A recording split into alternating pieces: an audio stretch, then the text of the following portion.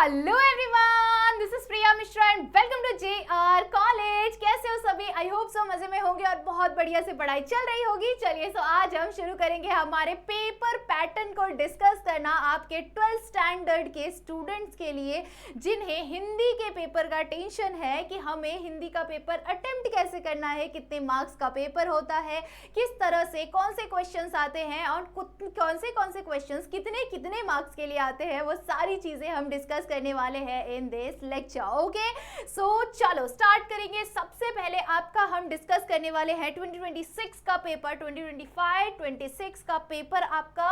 उसके अंदर हम डिस्कस करेंगे paper pattern of your Hindi subject and ये पेपर आपका आता है पूरे 80 मार्क्स के लिए, 80 मार्क्स का question paper and this is my Insta ID. If you have any doubt you can DM me. Okay, चलो सो स्टार्ट करेंगे हम हमारा पेपर पैटर्न डिस्कस करना। सबसे पहले शुरुआत करते हैं, ठीक है। अब इसके अंदर आपको कुछ यहाँ पर इंस्ट्रक्शन दिया हुआ है जो आपको फॉलो करना है आपके एग्जाम के अंदर, ठीक है। सो इन इंस्ट्रक्शंस को हम रीड नहीं करेंगे, ये बस समझिए कि बस ऐसे ही बताया हुआ है, आपको बस फॉलो करना है, ठीक है। चलो सो शुरुआत करेंगे हमारे सबसे पहले विभाग से। विभाग एक में आपको सबसे पहले दिया हुआ है गद्यांश का पार्ट। गद्यांश क्या होता है बच्चों? गद्यांश का मतलब होता है आपका जो पैराग्राफ वाला पार्ट आता है, लाइक जिसके अंदर आपको चैप्टर के बेसिस पर पूछे जाते हैं क्वेश्चन, ठीक है। आपको चैप्टर्स दिए रहेंगे, चैप्टर का पैराग्राफ दिया रहेगा, उस पैराग्राफ के अंदर से आपको आंसर्स को फाइंड आउट करना है, ठीक है। सो उसे हम लोग क्या कहते हैं? गद्य कहते हैं, ठीक है। सो ये जो गद्य का पार्ट है वो आपको आने वाला है फॉर 20 मार्क्स, 20 मार्क्स के लिए आपको गद्यांश का पार्ट आने वाला है, ठीक है। अब इस गद्यांश के अंदर आपको यहाँ पर क्वेश्चंस पूछे जाएंगे, 6 मार्क्स का एक क्वेश्चन।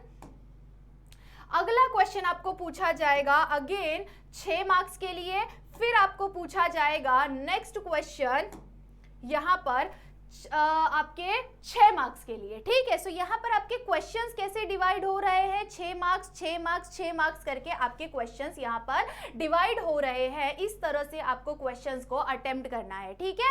एंड लास्ट क्वेश्चन आपको 2 मार्क्स के लिए। सो इस तरह से आपका ये पूरा कवर हो रहा है। 6 मार्क्स के आपको 3 क्वेश्चन और 2 मार्क्स का आपको 1 क्वेश्चन अटेम्प्ट करना है, जिससे आपका पूरा 20 मार्क्स कवर हो जाएगा। किसके बेसिस पर? गद्यांश के बेसिस पर, मतलब कि जो आपको पैराग्राफ गिवन है उस पैराग्राफ के बेसिस पर आपको इस तरह के क्वेश्चंस पूछे जाएंगे और उन क्वेश्चंस को जब आप अटेम्प्ट करेंगे तो आपको पूरे 20 मार्क्स मिल जाएंगे, ठीक है। देखते हैं कि किस तरह से क्वेश्चंस पूछे जा रहे हैं, ठीक है। सबसे पहले गद्यांश जो 6 मार्क्स के लिए आया है, ये गद्यांश मीन्स आपका ये पूरा पैराग्राफ को आपको रीड करना है और इस पैराग्राफ के बेसिस पर आपको क्वेश्चन पूछा गया है। यहाँ पर क्वेश्चन क्या पूछा गया है? बैजू बावरा, ये आपके पठित गद्यांश के अंदर आता है। इट मीन्स कि आपके चैप्टर्स जो गिवन है आपको चैप्टर्स, उन चैप्टर्स के बेसिस पर आपको क्वेश्चन पूछे जाएंगे, ठीक है। सो ये चैप्टर के बेसिस पर आपको क्वेश्चन पूछा गया है। ये क्वेश्चन के आपको 4 पॉइंट्स में आंसर देने हैं, 4 वर्ड्स में आंसर देने हैं और आपको इजीली कितने मार्क्स मिलेंगे बच्चों?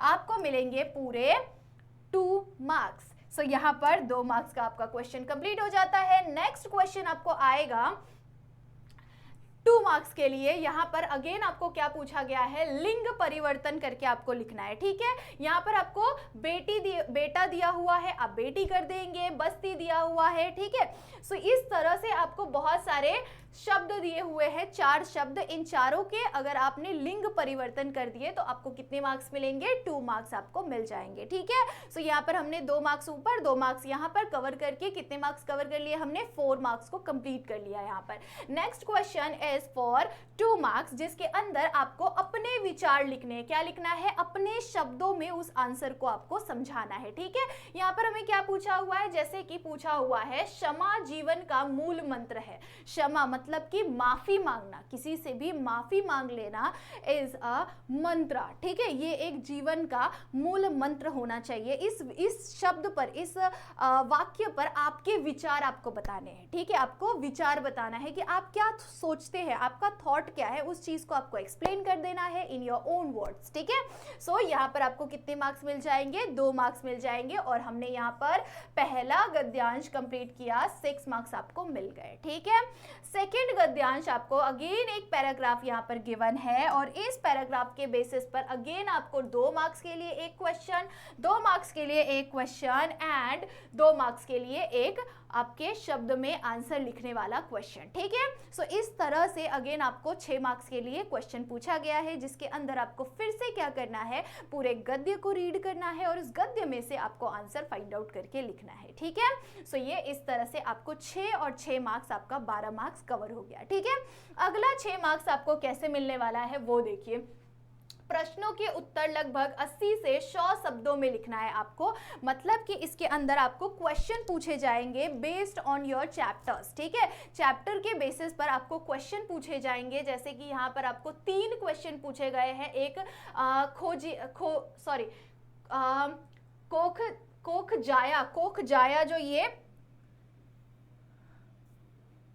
कोख जाया जो ये पाठ आपको दिया हुआ है, चैप्टर दिया हुआ है, उसके बेसिस पर है। उसके बाद उड़ो बेटी उड़ो, इस वाले पोएम चैप्टर के बेसिस पर आपको ये क्वेश्चन पूछा गया है। पर धरती पर निगाह रखकर उड़ो बेटी उड़ो, इस पर आपका ये क्वेश्चन पूछा गया है। और निराला जी वाला चैप्टर, निराला भाई वाला चैप्टर जो है उसके बेसिस पर ये क्वेश्चन पूछे गए। तो ये चैप्टर के बेसिस पर आपको क्वेश्चन पूछे जाएंगे। सो मेक श्योर कि आप सारे चैप्टर को अच्छी तरह से समझ ले, कि आपको चैप्टर के अंदर, किसी भी चैप्टर के अंदर आपको ये याद रखना है कि आपके 12th स्टैंडर्ड के अंदर, प्लीज इस चीज को जरूर ध्यान से सुन लो, कि आपके 12th स्टैंडर्ड के अंदर आपको चैप्टर के क्वेश्चन भी आने वाले हैं हिंदी के अंदर। ऐसा नहीं है कि आपको सिर्फ और सिर्फ पोएम और चैप्टर के पैराग्राफ आएंगे और उसमें से आपको आंसर फाइंड आउट करके लिख लेना है, आपका काम खत्म, और ग्रामर जो उपयोजित लेखन होता है उसमें और ग्रामर में आपका मार्क्स कवर हो जाएगा। नहीं, आपको सिर्फ और सिर्फ 10 मार्क्स का ग्रामर आने वाला है। उसके अलावा जितने भी क्वेश्चन आने वाले, पूरा राइटिंग स्किल आपका कैंसिल हो चुका है, समझ रहे हो। राइटिंग स्किल का पार्ट जब मैं 10th स्टैंडर्ड में थी, 12th स्टैंडर्ड में, जब मैं 12th स्टैंडर्ड में थी, मेरा बोर्ड का एग्जाम था 12th का, उसी ईयर से आपका पूरी तरह से ग्रामर, ये उपयोजित लेखन का जो पार्ट होता है, वो उपयोजित लेखन के पार्ट को कैंसिल कर दिया गया है, ठीक है। सिर्फ और सिर्फ आपको क्या आता है, 10 मार्क्स के लिए ग्रामर आता है। उसके अलावा सब कुछ आपको चैप्टर के बेसिस पर आता है, पोएम के बेसिस पर आता है। तो आपको याद रखना है कि आपको चैप्टर को समझ के जाना है एग्जाम में। अगर आपने चैप्टर को समझा होगा, आप इजीली बहुत बढ़िया तरीके से आंसर लिख सकते हैं। बट अगर आपको चैप्टर पता नहीं होंगे, अगर आपको चैप्टर याद नहीं होंगे किस चैप्टर के अंदर क्या बताया हुआ है, तो आप आंसर्स नहीं लिख पाओगे, आपके लिए पेपर बहुत डिफिकल्ट हो जाएगा। इसीलिए मैं अभी बता रही हूँ आप लोगों को कि प्लीज़ अगर आप 12th स्टैंडर्ड में हैं तो प्लीज़ याद रखो कि आपको चैप्टर पढ़ना ही है, कुछ भी हो जाए आपको चैप्टर पढ़ के जाना है। अगर चैप्टर नहीं पढ़ोगे तो इन क्वेश्चंस के आंसर आप अटेम्प्ट नहीं कर पाओगे, ठीक है। और ये क्वेश्चन आप देख सकते हो कि कितने मार्क्स के लिए आ रहा है, 6 मार्क्स के लिए ये क्वेश्चन पूरे 6 मार्क्स के लिए आ रहा है। और ये 6 मार्क्स में से आपको 2 क्वेश्चन अटेम्प्ट करना है, मतलब कि एक क्वेश्चन आपको 3 मार्क्स के लिए आएगा। आप 3 मार्क्स के आंसर के लिए आपको कुछ भी, आप डायरेक्टली कुछ भी लिख दोगे तो उसके बेसिस पर आपको मार्क्स नहीं मिलेंगे, ठीक है, क्योंकि आप 12th स्टैंडर्ड में आ चुके हो। तो कुछ भी फालतू सा आप लिख के बैठ जाओगे कि हाँ कुछ भी चलो लिख देते हैं, जो भी मन में आ रहा है बस लिख देते हैं, वैसे उस बेसिस पर आपको मार्क्स नहीं मिलता हिंदी के अंदर, ठीक है। आपको चैप्टर पढ़ना है, चैप्टर पढ़ेंगे तो ही आप इन क्वेश्चंस के आंसर को अटेम्प्ट कर सकते हैं, ठीक है। चलो, सो यहाँ पर आपको 3-3 मार्क्स के लिए 2 क्वेश्चन अटेम्प्ट करना पड़ेगा, जो कि आपको डिटेल आंसर लिखना पड़ेगा। 3 मार्क्स के लिए क्वेश्चन आ रहा है तो, ठीक है। सो यहाँ पर आपका 6 मार्क्स कवर हो गया, मतलब कि चैप्टर के बेसिस पर, गद्यांश के बेसिस पर हमें क्या क्या मिला है, 6 मार्क्स का एक क्वेश्चन, 6 मार्क्स का एक क्वेश्चन, 12 मार्क्स हो गया। और यहाँ पर आपको मिला है 6 मार्क्स के 2 क्वेश्चन अटेम्प्ट करने हैं, जिसके अंदर आपको 3-3 मार्क्स के क्वेश्चन अटेम्प्ट करने हैं। मतलब कितने मार्क्स हो गए, 6, 6, 12, 6, 18, ठीक है, 18 मार्क्स हो गए। एंड लास्ट आपको यहाँ पर क्वेश्चन दिया हुआ है, प्रत्येक प्रश्न का मात्र एक शब्द में उत्तर लिखो, सिर्फ 1 सेंटेंस आंसर, जो कि आपको आएगा 2 मार्क्स के लिए, ठीक है।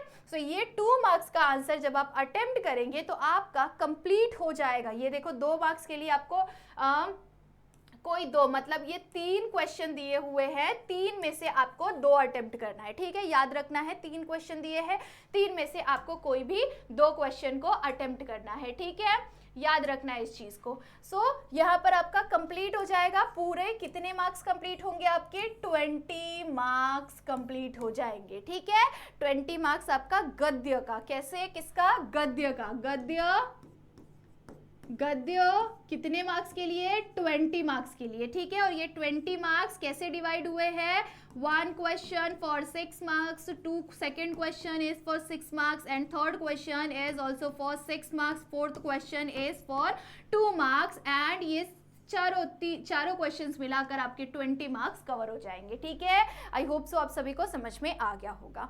नेक्स्ट देख लेते हैं हम लोग, नेक्स्ट देखेंगे, नेक्स्ट क्वेश्चन आपको क्या आता है, नेक्स्ट क्वेश्चन आता है आपको पद्य। पद्य का मतलब क्या होता है, पद्य का मतलब होता है पोयम बेस्ड क्वेश्चंस, ठीक है, गद्य का मतलब क्या था, चैप्टर बेस्ड क्वेश्चंस। अब आपको पोयम दे रहेंगे, उस पोयम को आपको देखना है, उसमें से आंसर्स को आपको फाइंड आउट करना है एंड लिखना है, ठीक है। और ये जो पोयम बेस्ड क्वेश्चन है, again this questions are for 20 marks, ठीक है, ये फिर से आपको 20 मार्क्स के लिए क्वेश्चन आने वाला है, याद रखना है, गद्य का पार्ट भी 20 मार्क्स के लिए, पद्य का पार्ट भी 20 मार्क्स के लिए। तो अब ये थोड़ा सा टाइम कंज्यूमिंग है, तो टाइम मैनेजमेंट, ओके, सो अगर आपको टाइम मैनेजमेंट का लेक्चर चाहिए, टाइम हम किस तरह से मैनेज कर सकते हैं, इसके बेस पर अगर आपको लेक्चर चाहिए तो आप मुझे कमेंट सेक्शन में जरूर से बता सकते हैं, मेरी इंस्टा आईडी गिवन है, उसके अंदर भी आप जरूर से बता सकते हैं। सो मैं ट्राई करूंगी आप सभी के लिए टाइम मैनेजमेंट का एक प्रॉपर वीडियो लाऊं, जिसके अंदर हम समझेंगे कि हम किस तरह से टाइम को मैनेज कर सकते हैं, कौन से क्वेश्चंस को कितना टाइम देना है, कौन से क्वेश्चंस को किस तरह से अटेम्प्ट करना है, और पूरे पेपर को कितनी जल्दी कंप्लीट कर सकते हैं हम, वो सारी चीजें हम कंप्लीटली देखेंगे in time management lecture. If you want then please आप कमेंट सेक्शन में बताइए, ठीक है।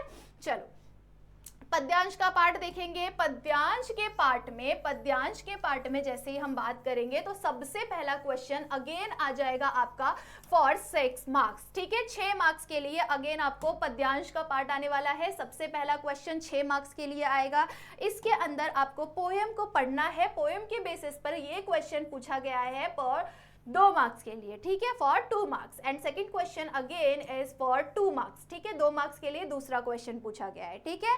उसके बाद तीसरे क्वेश्चन के अंदर आपको आंसर लिखना है, ठीक है, इन योर ओन वर्ड्स, ठीक है। यहाँ पर क्या क्वेश्चन पूछा गया है, अपनी क्षमताओं को पहचान कर काम करना चाहिए, अपनी क्षमताओं को पहचान कर काम करना चाहिए, इस पर आपका मत क्या है, मतलब आपका विचार क्या कहता है, इस लाइन को पढ़कर आप क्या सोचते हो, आपके थॉट को यहाँ पर प्रेजेंट करना है। इस विषय पर अपने विचार, आपका विचार 40 से 50 शब्दों में लिखिए, 40 से 50 शब्दों में, मतलब कि आपको हाफ पेज के अराउंड आपको ये आंसर प्रेजेंट करना है, and this question is for 2 marks, ठीक है। सो यहाँ पर आपके कितने मार्क्स कवर हो गए, पूरे 6 मार्क्स कवर हो गए, ठीक है। Again next question is for 6 marks, अगला क्वेश्चन भी आपको 6 मार्क्स के लिए आने वाला है, जिसके अंदर अगेन आपको एक क्या मिलेगा, पोएम मिलेगा, ठीक है, फिर से आपको एक पोएम मिलेगा, और इस पोएम के बेस पर फिर से आपसे कुछ क्वेश्चन पूछे जाएंगे। यहाँ पर सबसे पहला क्वेश्चन आपको पूछा गया है 1 मार्क्स के लिए, और इसी के अंदर पहले क्वेश्चन के अंदर आपको 2 क्वेश्चन पूछे गए हैं, जिसमें 1-1 मार्क्स के लिए 1-1 क्वेश्चन पूछे गए हैं, और यहाँ पर आपको मिल जाएगा 2 मार्क्स, ठीक है। फिर अगला क्वेश्चन जब आप जाएंगे तो अगला क्वेश्चन आपको वचन बदल कर लिखने वाला क्वेश्चन है, ठीक है। सो इसके अंदर आपको आंसर ढूंढना नहीं है, बस आपको वचन बदल कर लिखना है, और इसमें भी आपको 1 मार्क्स मिलेगा, ठीक है। उसके बाद नेक्स्ट क्वेश्चन देखते हैं, इसी के अंदर आपको प्रत्यय हटाकर लिखना है, इसमें से प्रत्यय हटाकर लिखना है, ठीक है। प्रत्यय और उपसर्ग क्या होता है ये मैंने आपको सिखाया हुआ है, अगर आपको नहीं पता, नहीं आता तो आप कमेंट सेक्शन में बताइए, मैं दोबारा से आप लोगों को सिखाने का ट्राई करूंगी, ओके। चलो सो यहाँ पर ये कंप्लीट हो जाएगा, यह इसका भी 1 मार्क्स, और ये दोनों को मिलाकर आपके 2 मार्क्स कवर हो जाएंगे, ठीक है। नेक्स्ट क्वेश्चन आपको आएगा फिर से अपने विचार लिखने वाले, जिसके अंदर आपको क्या पूछा हुआ है, पेड़ मनुष्य का परम मित्र है, पेड़ मनुष्य का परम मित्र होता है, मतलब कि पेड़ इंसानों का बेस्ट फ्रेंड होता है, ये चीज पर अपने विचार लिखने हैं। क्या ये सही बात है, क्यों होता है, ठीक है, इसका रीजन, आप क्या सोचते हो इस टॉपिक के बेस पर, सो वो चीज को आपको इलैबोरेट करके इन डिटेल लिखना है। ठीक है, सो वो आपको कितने मार्क्स दे देगा, 2 मार्क्स दे देगा, और यहाँ पर आपके पूरे 6 मार्क्स कंप्लीट हो गए। ठीक है, आई होप सो आपको समझ में आ रहा होगा। सबसे पहले पद्य 6 मार्क्स के लिए, फिर अगला पद्य आपको 6 मार्क्स के लिए, तो यहाँ पर आपके 12 मार्क्स कंप्लीट हो गए। नेक्स्ट देख लेते हैं, आपको आता है अगला क्वेश्चन, रस स्वादन करना। ठीक है, रस स्वादन करने का मतलब क्या होता है, रस स्वादन का लेक्चर ऑलरेडी आपके प्लेलिस्ट में मैंने बताया हुआ है। अगर आपको चाहिए फिर से रस स्वादन के लेक्चर तो आप मुझे कॉमेंट सेक्शन में जरूर से बताइए, मैं रस स्वादन का लेक्चर आप सभी के लिए लेके आऊंगी। ठीक है, रस स्वादन आपको आता है 6 मार्क्स के लिए। ठीक है, सो रस स्वादन में आपको एक मार्क्स करके 2 क्वेश्चन, एक मार्क्स के 2 क्वेश्चन, मतलब कि रचना का नाम जो है, रचनाकार का नाम, मतलब कि जो राइटर है उसका नाम, पसंद की पंक्ति, आपको जो कौन सी पंक्ति उस पूरे पोएम में से आपको कौन सी पंक्ति पसंद है वो पंक्ति आपको यहाँ पर लिखना है। जो भी यहाँ पर 2 पोएम के ऑप्शंस दिए रहेंगे उनमें से कोई भी पोएम का आपको लिखना है। ठीक है, उसके बाद उसका ये पंक्ति पसंद आपको क्यों है उसका कारण लिखना है, और कविता की केंद्रीय कल्पना, इस कविता की केंद्रीय कल्पना क्या होती है वो आपको लिखना है। ठीक है, सो इसे कैसे याद करना है इसका ट्रिक भी मैंने आपको बताया हुआ है। अगर आप नहीं देखा है लेक्चर तो आप जाइए, 12th स्टैंडर्ड हिंदी का प्लेलिस्ट अवेलेबल है जिसके अंदर आपको रस स्वादन का लेक्चर मिल जाएगा। ओके, सो ये हो गया आपका। उसके अलावा आपको दूसरा ऑप्शन दिया है चुनिंदा शेर। ठीक है, नवनिर्माण और चुनिंदा शेर, इन दोनों पर मैंने लेक्चर भी बनाया है, अगर आपको चाहिए तो आप रस स्वादन का लेक्चर देखिए। ठीक है, सो इन दोनों में से कोई भी एक अटेम्प्ट करना है आपको और आपको मिल जाएंगे 6 मार्क्स। सो यहाँ से आपका कितना मार्क्स कवर हो गया, 18 मार्क्स कवर हो गया। और लास्ट 2 मार्क्स का क्वेश्चन, यहाँ पर आपको केवल एक वाक्य में आंसर लिखना है। ये 4 दिए हैं, 4 में से कोई भी 2 आपको अटेम्प्ट करना है और उससे आपको 2 मार्क्स मिल जाएंगे। और इसी के साथ आपका पूरा कंप्लीट हो जाएगा 40 मार्क्स, मतलब गद्य के आपके कंप्लीट हो गए कितने मार्क्स, 20 मार्क्स, और पद्य के आपके कंप्लीट हो गए 20 मार्क्स, दोनों मिलाकर कितने मार्क्स हो गए, 40 मार्क्स हो गए। ठीक है, सो यहाँ पर आपका 40 मार्क्स कंप्लीटली कंप्लीट होता है। नेक्स्ट हम लोग आगे बढ़ेंगे नेक्स्ट क्वेश्चन की तरफ, विच इज अ विभाग 3, तीसरा विभाग है ये, और इसमें क्या बताया हुआ है हमें, विशेष अध्ययन के बारे में। ठीक है, विशेष अध्ययन आपको कितने मार्क्स के लिए आता है, विशेष अध्ययन ये पूरे आपको 10 मार्क्स के लिए आता है। ठीक है, इसके अंदर आपको क्या करना है, फिर से आपको कुछ पद्य दिया हुआ है, एक पद्य दिया हुआ है जो कि 6 मार्क्स के लिए दिया हुआ है, और इस पद्य में से आपको आंसर्स को फाइंड आउट करना है। ठीक है, मतलब कि पोएम है, उस पोएम के बेसिस पर आपको 1 और 2 और 3, ये 6 मार्क्स के लिए आपको क्वेश्चन आएगा। ये 6 मार्क्स का क्वेश्चन आपको अटेम्प्ट करना है, 10 मार्क्स का है वो, तो 10 में से आपको 6 मार्क्स का इस तरह से क्वेश्चन आंसर्स फाइंड आउट करके लिखना है। और इसमें से देखो आप विलोम शब्द, मतलब कि अपोजिट वर्ड आपको लिखना है, ये पोएम में से फाइंड आउट करके लिखना है। और यहाँ पर आपको युद्ध के विनाश होता है, युद्ध से विनाश होता है, युद्ध से विनाश होता है, इस पर आपके विचार लिखो। ठीक है, सो ये सब आंसर्स आप इजीली बनाकर, खुद के मन से बनाकर, खुद के थॉट्स को वहां पर आप प्रेजेंट कर सकते हैं। ठीक है, तो ये 6 मार्क्स का हो गया विशेष अध्ययन में। और 4 मार्क्स के लिए विशेष अध्ययन में आपको 2 क्वेश्चन दिए हैं, इन दोनों क्वेश्चन में से आपको कोई भी एक अटेम्प्ट करना है। ठीक है, ये 2 क्वेश्चन आप लोग देख सकते हो, यहाँ 2 क्वेश्चन दिया हुआ है, इन दोनों में से कोई भी एक आपको अटेम्प्ट कर लेना है, 4 मार्क्स आपको वहां पर मिल जाएंगे। ठीक है, सो यहाँ पर हमने कितने मार्क्स कंप्लीट कर लिए, यहाँ पर हमारे 50 मार्क्स कंप्लीट हो गए। ठीक है, गद्य का 20, पद्य का 20 और 10 मार्क्स आपके कौन से हो गए, विशेष अध्ययन के। ठीक है, तो कितने मार्क्स हो गए आपके, 50 मार्क्स हो गए। नेक्स्ट 20 मार्क्स आपको यहाँ पर आता है व्यवहारिक हिंदी अपठित गद्यांश एवं परिभाषिक शब्दावली। ठीक है, सो यहाँ पर अपठित गद्यांश, जैसे वहां पर हमने देखे वो सारे पठित वाले गद्यांश थे, मतलब आपके टेक्स्ट बुक के अंदर वाले। ठीक है, अब यहाँ पर अपठित है, उसके अंदर अगेन आपको पैराग्राफ दिया है, पैराग्राफ के बेसिस पर आपको 6 मार्क्स का पहला क्वेश्चन पूछा गया है। यहाँ देख सकते हो आप, 6 मार्क्स का पहला क्वेश्चन पूछा गया है। ये 6 मार्क्स के क्वेश्चन के अंदर अगेन आपको 2 मार्क्स के लिए क्वेश्चंस डिवाइड होकर मिल रहे हैं। पहला क्वेश्चन 2 मार्क्स, दूसरा क्वेश्चन 2 मार्क्स, तीसरा क्वेश्चन 2 मार्क्स, तो ये तीनों मिलाकर आपके 6 मार्क्स कंप्लीट हो जाएंगे। अगला क्वेश्चन आपको दिया है फॉर 4 मार्क्स, 4 मार्क्स के लिए अगला क्वेश्चन, जिसमें से आपको यहाँ पर पल्लवन की विशेषताएं लिखनी है। ये जो पल्लवन लेखन वाला चैप्टर है उसे आपको अच्छी तरह से रीड कर लेना है, क्योंकि मोस्टली उस चैप्टर के बेसिस पर क्वेश्चन पूछे ही जाते हैं, ठीक है।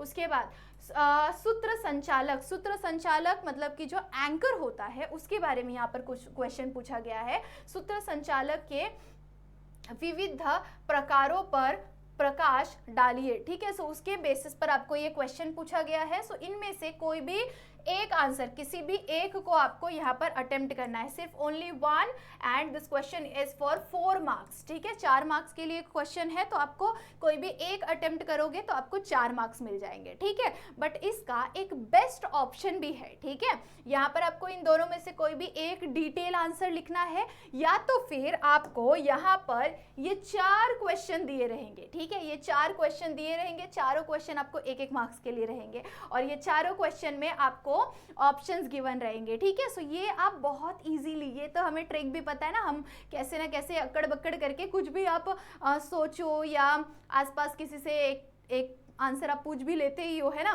सो इस तरह से आप क्या कर सकते हैं कि ये चारों क्वेश्चन को अटेम्प्ट कर लोगे, तो इस चारों क्वेश्चन में से अगर 3 भी राइट है तो डायरेक्टली 3 मार्क्स मिल जाएगा, है ना। 4 राइट हो गया तो डायरेक्टली 4 मार्क्स मिल जाएगा। बट अगर वो थ्योरी वाला आंसर लिखने जाओगे तो थ्योरी वाले आंसर में थोड़ा सा ये हो जाता है ना कि हमारे वर्ड्स रॉन्ग हो जाते हैं, हमें याद नहीं रहता है ना। सो इस रीजन की वजह से वहाँ पर हमारे मार्क्स कट जाते हैं। सो ट्राई करो टू अटेम्प्ट दिस क्वेश्चन, ठीक है। ये 4 वाले जो क्वेश्चन रहेंगे उसे अटेम्प्ट करना है, दोनों में से कोई भी एक अटेम्प्ट करना है, तो ऑप्शनल है, तो ये वाला अटेम्प्ट करोगे तो ज्यादा बेटर है, ठीक है।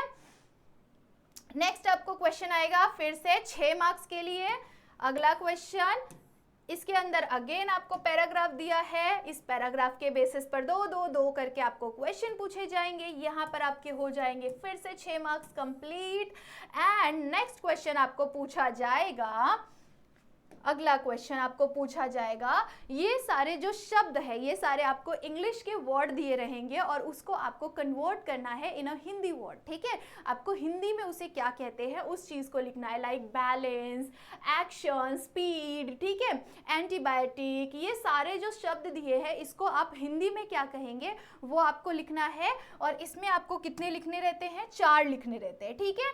कोई भी 4 लिखना है। आपको कितने क्वेश्चन दिए हैं, इसमें पूरे 8 दिए हैं, सोचो 8 दिए हैं, 8 में से सिर्फ 4 लिखना है, तो ऑप्शन तो बहुत सारे हैं ना। अगर 5 दिया रहता तो कोई भी 4 लिखना रहता तो फिर टेंशन आ जाता, बट 8 है, 8 में से कोई भी 4 अटेम्प्ट करना है। बहुत इजीली आप अटेम्प्ट कर लोगे, सारे इजी वाले, जैसे बैलेंस हो गया, उसके बाद एक्शन हो गया, स्पीड हो गया, एंटीबायोटिक हो गया, यहाँ पर था क्या एडवांस, उसके बाद वेटिंग, ये सारे शब्द है, तो इसका आपको अर्थ लिख देना है, ठीक है, मीन्स कि हिंदी वर्ड लिख देना है। सो वो आपका हो गया। एंड यहाँ पर हमने कंप्लीट कर लिया पूरे 70 मार्क्स, ठीक है। And this is a last विभाग of your chapter which is a व्याकरण, ठीक है। व्याकरण का पार्ट आपका यहाँ पर आ जाता है, और ये कितने मार्क्स के लिए है, पूरे 10 मार्क्स के लिए, ठीक है। सो व्याकरण का जो ये पार्ट होता है 10 मार्क्स के लिए है। इसके अंदर आपको 5-6 क्वेश्चन पूछे जाएंगे, जिसमें से सबसे पहला आपको पूछा गया है काल परिवर्तन, ठीक है, जिसके अंदर आपको काल परिवर्तन कर देना है, और कोई भी 2 का करना है आपको काल परिवर्तन, और आपको कितने मार्क्स मिलेंगे, पूरे 2 मार्क्स मिल जाएंगे, ठीक है। इसके अंदर आपको अगला क्वेश्चन पूछा जाएगा 2 मार्क्स के लिए, क्या है, रस पहचानना, ठीक है। रस कैसे पहचानते हैं वो भी मैंने आपको सिखाया हुआ है, ठीक है। अगर आपको चाहिए ग्रामर के ऊपर डिटेल लेक्चर तो आप कमेंट सेक्शन में जरूर से बताइए। सो ये हो गया आपका, इसमें से भी आपको कोई भी 2 पहचानना है और उसका लिख देना है, तो वहां पे आपको 2 मार्क्स मिल जाएंगे। अगला है आपको मुहावरे में से किन्हीं 2 के अर्थ लिखना है, ठीक है। कोई भी 2 मतलब मुहावरे आपको 4 गिवन है, 4 में से कोई भी 2 का आपको अर्थ लिखना है और वाक्य में प्रयोग करना है, तो उससे आपको 2 मार्क्स मिल जाएंगे। कितने मार्क्स हो गए आपके, 8 मार्क्स यहाँ पर हो गए। और लास्ट यहाँ पर आपको 5 क्वेश्चन, मैंने बोला था 5 क्वेश्चन आएंगे आपको 2-2 मार्क्स के लिए। सो वो 5 क्वेश्चन को आपने अटेम्प्ट कर लिया तो 10 मार्क्स आपका इजीली मिलेगा, ठीक है। सो अगला क्वेश्चन है आपको शुद्ध करके लिखना। सो यही 5 ग्रामर आपको आता है सिर्फ और सिर्फ ये 10 मार्क्स के लिए आपके 12th स्टैंडर्ड के अंदर, ठीक है। सो इन 5 ग्रामर को आपको अटेम्प्ट जरूर से करना है, क्योंकि ग्रामर के अंदर का जो मार्क्स होता है वो आपको डायरेक्टली मिल सकता है, बट जब आप थ्योरी पार्ट की तरफ जाते हैं, जब आपको लेंदी आंसर्स लिखने होते हैं, तो उसके अंदर मार्क्स कटने के भी बहुत चांसेस होते हैं, उसमें आपको पूरे मार्क्स नहीं मिलते हैं, ठीक है। सो ट्राई करो कि ग्रामर का जो पार्ट है उसमें पूरे मार्क्स लेके आओ, ठीक है।